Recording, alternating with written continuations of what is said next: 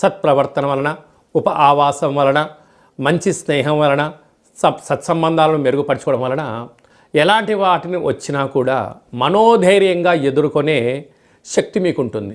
24 గంటలు నా భార్య, నా కుటుంబము, నా ఫ్యామిలీ, నా వ్యవస్థ, నా వ్యవహారం అనుకుంటున్నంత వరకు నువ్వు భ్రమలో బతుకుతున్నావు అని చెప్పి ధనుసు రాశి వారు బాగా గమనించాలి. ఎందుకనగా ఇన్ని సంవత్సరాలు భార్యకు భర్త, భర్తకు భార్య, పిల్లలు, బంధువులు, మిత్రులు, స్నేహితులు, సన్నిహితులు అందరూ కూడా తెలివిగా నిన్ను వాళ్ళు సద్వినియోగపరుచుకున్నారు. కానీ నువ్వు కూడా ఏమనుకున్నావు, ఓపిక ఉంది కదా, శక్తి ఉంది కదా, డబ్బులు ఉన్నాయి కదా అని చెప్పి అలా పంచుకుంటూ వెళ్ళిపోయావు. అదే నీకు ఒక్కసారి ఇప్పుడు అవసరం వచ్చింది. ఒక్కరు కూడా నీ మాట వినే పరిస్థితి లేదు. అంటే శ్రీ విశ్వావసునామ సంవత్సరంలో రాజు రవి భగవానుడు అవ్వడం, గ్రహ గమనాల్లో 18 సంవత్సరాల తర్వాత 3వ స్థానంలోకి రాహు రావడం, 30 సంవత్సరాల తర్వాత అర్ధాష్టమ శని సంచార స్థితి ఉండడం, సప్తమంలోకి 12 ఏళ్ల తర్వాత దేవగురు బృహస్పతి రావడం, అలాగనే భాగ్యంలోకి 18 సంవత్సరాల తర్వాత కేతు భగవాన్ సంచలన గ్రహాలు అంతగా యోగించడం లేదు.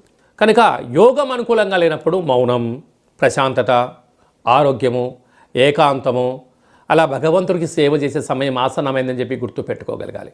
కనుక వీలైనంత వరకు ప్రతి శనివారం పూట శనిహోరలో శనివారం రోజున ఉపవాసం ఉండడం, పసుపు రంగుతో కూడుకున్నటువంటి పదార్థాన్ని భుజించడం, వీలైతే భూసేవనం, భూమి మీద పడుకోవడం, అలాగనే ఓం క్రాం క్రీం క్రౌం సహ శనయే నమః అనే మంత్రాన్ని 27 సార్లు వ్రాయడం, 108 సార్లు ఉచ్చరింపజేయడం, శని భగవాన్కి ప్రీతికరమైనటువంటి నువ్వుల నూనె, నల్లటి నువ్వులు, ఇనుపు వస్తువులు, అలాగా వీటితో తులాభారంలో ఈ అక్షర తులాభారంలో పాల్గొనడం.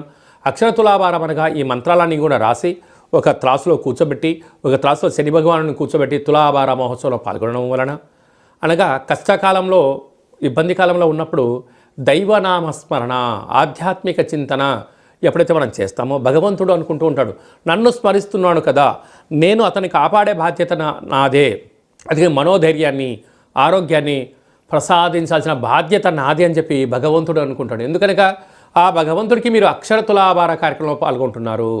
ఇన్ని వేల వీడియోలలో ఈ వీడియో మీరు చూస్తున్నారు అన్నట్లయితే శని భగవానునికి సేవ చేసే సమయం ఆసన్నమైంది. శని భగవాను మిమ్మల్ని ఆశీర్వదించడానికి సిద్ధంగా ఉన్నాడు.